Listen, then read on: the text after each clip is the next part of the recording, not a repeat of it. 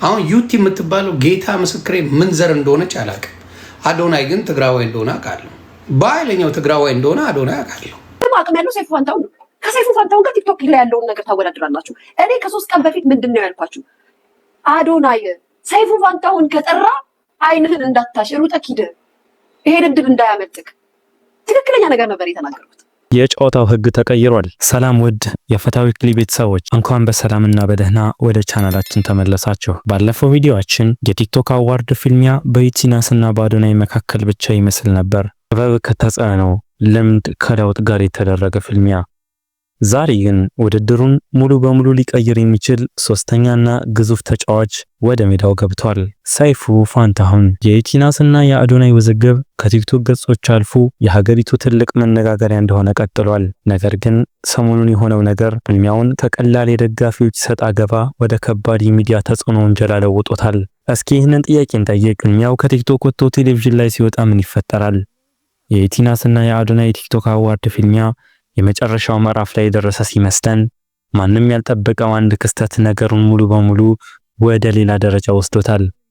የቲክቶክ ንግስቲቱ ዩቲናስ በኢትዮጵያ ተጽዕኖ ፈጣሪ በሆነው ሰይፉ ሾው ቲቪ ላይ ቀርባለች። ይህ ክስተት ብዙዎችን እያስባለ ነው። አንደኛው ተወዳዳሪ ሀገሪቱ በሙሉ በሚመለከተው መድረክ ላይ ቀርቦ ድጋፍ ሲያገኝ፣ ሌላኛው ወገን ፍትህ የለም ብሎ ሲጮህ፣ ይህንን ተከትለው በማህበራዊ ሚዲያ የሚሰሙት ድምጾች እንዲህ ይላሉ: ይህ ፍትሃዊ አይደለም። አንዳንዶች ደግሞ አንድ ከባድ ጥያቄ ያነሳሉ። ሰይፉ ፋንታሁን የውድድሩን ሚዛን ሆን ብሎ አዛብቷል። በዛሬው ትንታኔያችን የሰይፉ ፋንታሁን ወደዚህ ውዝግብ መግባት በውድድሩ ላይ ያመጣውን ተጽዕኖ፣ የሚዲያ ሚዛናዊነት ጥያቄንና ቀጣይ ሊፈጠር የሚችለውን ነገር በጥልቀት እንመረምራለን። አብራችሁን ቆዩ።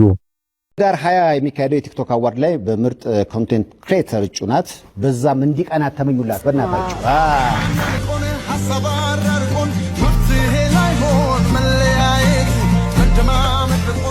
እንግዲህ ቤተሰቦቻችን ነገሩ የተቀየረው እዚህ ጋር ነው።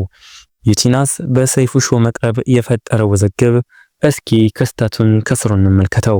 እንደምታውቁት ሰይፉ በኢቢኤስ በኢትዮጵያ ውስጥ ካሉ የቴሌቪዥን ፕሮግራሞች ትልቁና ተደራሹ ነው። በዚህ መድረክ ላይ መቅረብ ማለት በሚሊዮኖች ለሚቆጠሩ ኢትዮጵያውያን ሳሎን ውስጥ በቀጥታ ዘው ብሎ መግባት ማለት ነው። የቲክቶክ ንግስቲቱ ዩቲናስ በኢትዮጵያ ተጽዕኖ ፈጣሪና ተደማጭነት ባለው የቴሌቪዥን ፕሮግራም ሰይፉ በኢቢኤስ ላይ ቀርባ ሰፊ ቃለ መጠይቅ ሰጥታለች። በዚህ ቃለ መጠይቅ ዩቲናስ ራሷን፣ ስራዎቿንና ለመድረኩ ያላትን ልምድ በሰፊ ማስረዳት ወርቃማ ዕድል አግኝታለች። ብዙዎች በማህበራዊ ሚዲያ ብቻ የሚያውቋትን ዩቲን በቴሌቪዥን መስኮት በተረጋጋና በበሰለ መንገድ ስትናገር መመልከታቸው ከፍተኛ ተጽዕኖ ፈጥሯል። ይህ ቃለ መጠይቅ ከተላለፈ በኋላ የኦንላይን የድምጽ አሰጣጡ ላይ ከፍተኛ የሆነ የድምጽ ጭማሪ ለዩቲናስ እንደተመዘገበ ብዙዎች እየተናገሩ ነው። ውጤቱስ? በሁለቱ ተወዳዳሪዎች መካከል ያለው የነጥብ ልዩነት እጅግ በጣም የተቀራረበ ነበር።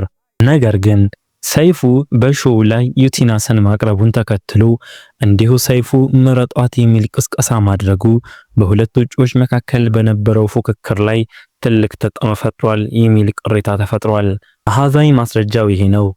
ትናንት አዶናይ ዩቲን በ53000 ልዩነት ሲበልጣት የነበረ ቢሆንም ዛሬ ግን ልዩነቱ ወደ 20000 ሊወርድ ችሏል። ነገሩ ግን እዚህ ላይ አላበቃም። ይህ ክስተት በተለይ በአዶናይ ደጋፊዎች ዘንድ ከፍተኛ ቁጣና ተቃውሞ አስነስቷል። የማህበራዊ ሚዲያ ገጾች በቅሬታና በወንጀላ ተጥለቅልቀዋል። የአዶናይ ደጋፊዎች ዋና መከራከሪያ ይሄ ነው: ይህ ፍትሃዊ አይደለም። ሰይፉ ፋንታሁን የውድድሩን ሚዛን ሆን ብሎ አዛብቷል። የእነሱ ዋነኛ መከራከሪያዎች 3 ናቸው። ለምን ዩቲ ብቻ ይላሉ። ውድድሩ በሁለት ሰዎች መካከል ሆኖ ሳለ ለምን አንደኛዋን ብቻ በመጋበዝ ያልተገባ የበላይነት እንዲኖራት ተደረገ የሚለው ጥያቄ በስፋት እየተነሳ ነው። ለምን አሁን ይላሉ ደጋፊዎቹ። የድምጽ መስጫው ሊጠናቀቅ ጥቂት ጊዜ በቀረው በዚህ ወሳኝ ሰዓት ላይ ቃለ መጠይቁ መለቀቁ ሆን ተብሎ የህዝብን አስተያየት ለማስቀየር የተደረገ ነው የሚል ጠንካራ ክስ እያቀረቡ ነው። የአዶናይ ደጋፊዎች በቀጥታ የሾው አዘጋጁን ሰይፉ ፋንታሁንን እያወቀሱ ነው። ሰይፉ በግልጽ ወገንተኝነቱን አሳይቷል፣ የሚዲያ ስነ ምግባርን ጥሷል የሚሉ አስተያየቶች በስፋት የተሰራጩ ነው። ብዙዎች ሰይፉን በግልጽ ወግኗል ሲሉ እየወነጀሉት ሲሆን ይህም የፕሮግራሙን ሚዛናዊነት ጥያቄ ውስጥ ከቶታል። በሌላ በኩል ደግሞ የሰይፉን ድርጊት የሚደግፉና የዩቲን መቅረብ ተገቢ ነው የሚሉ ወገኖች ጠንካራ መከራከሪያ ያቀርባሉ። የእነሱ እይታ ደግሞ እንዲህ ይላል። ሰይፉ የራሱ ኢንተርቴይንመንት ዩቲዩብ ሚዲያ አለው። በራሱና አንዳንዴም በተመልካች አድማጮቹ ምርጫ ሰው ይጋብዛል። ሰይፉ ከቲክቶክ አዋርድ ተወዳዳሪዎች መካከል ዩቲናስ ምርጫው ሆና ቀርባለች። This is his choice። ይህንን ለማስረዳት እንዲህ አይነት ምሳሌዎችን ይጠቀማሉ። ለምሳሌ ብዙ ድጋፍ የሚያስፈልጋቸው ተረጂዎች አሉ እንበል። እከሌ ቱጃር አንዱን መርጦ ስለረዳ ሌሎችን በደለ ማለት አይደለም። ሰፈሬ ላይ ብዙ ሱቆች አሉ። አንድ ሱቅ መርጬ ፍጆታ ስለምሸምት ሌሎችን መበደል አይደለም። ይህ የኔ ምርጫ ነው። ሚዲያ ሲኖረኝ እንዲያሸንፍ የምፈልገውን ሰው መጋበዝ መብቴ ነው። ሰይፉም ከአዶናይ ይልቅ ሀዩቲን ፕሮግራሙ ላይ ጋብዟል ቢኮዝ ምርጫው ናትና። ይህንን ሲያጠቃልሉ የግል ምርጫ ነውር የሚሆነው ኢትዮጵያ ውስጥ ብቻ ይመስለኛል። አረ መሰረታዊ የዲሞክራሲ ልምምድ እንኳን ይኑረን ይላሉ። ታዲያ ሰይፉ ምርጫ ያደረጋት ይችን ያህል ውዝግብ ያስነሳችው ዩቲናስ ማናት? ደጋፊዎቿስ ለምን በዚህ ያህል ይወዷታል? ለአርት የተሰጠች ሴት ናት። ትወና ይሄድባታል፣ አይገልጸውም። ከቀን ወደ ቀን በቲክቶክ ገጽ የምትለቅልን አጭር አስተማሪ ትወና ድራማ ዩቲናስ ለአርት ልዩ ተሰጥኦ እንዳላት ይመሰክራል።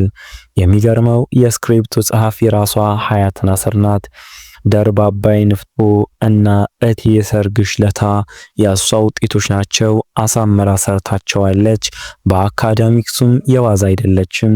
2 BA ዲግሪ አላት።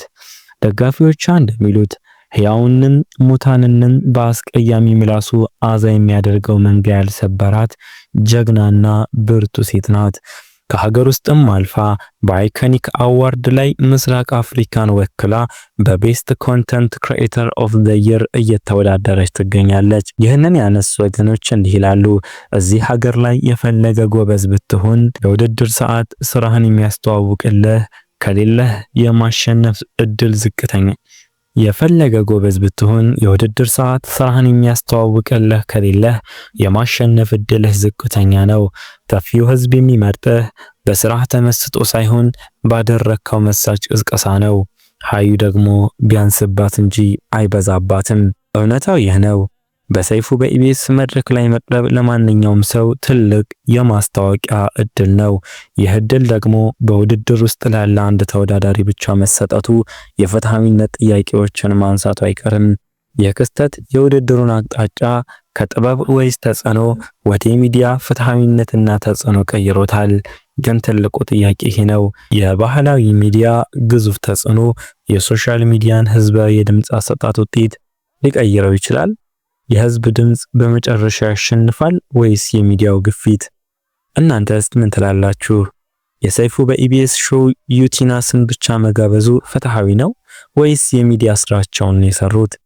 ይህ ቃለ መጠይቅ የውድድሩን የመጨረሻ ውጤት ይቀይረዋል ብላችሁ ታምናላችሁ? አዶናይስ በተመሳሳይ መድረክ ላይ ቀርቦ መልስ እንዲሰጥ እድል ሊሰጥ ይገባል? የመጨረሻው ውጤት ምንም ይሁን ምን ይህ ክስተት የዘንድሮውን የቲክቶክ አዋርድ በታሪክ ከታዩት ሁሉ እጅግ በጣም አወዛጋቢና አነጋጋሪ እንዳደረገው ምንም ጥርጥር የለውም። ሐሳባችሁን በኮሜንት ላይ በሰከነ መንፈስ እናካፍል። ለዛሬ ያዘጋጀነው ይህንን ይመስላል። ቪዲዮውን ከወደዳችሁት ላይክ እና ሼር በማድረግ ለብዙዎች አድርሱ። የፈታ ዊክሊ ቤተሰብም ለመሆን ሰብስክራይብ ማድረጋችሁን አትርሱ። በሚቀጥለው ቪዲዮ የሽልማቱን ውጤት ይዘን እስከምንመለስ ድረስ ሰላም ሁኑ።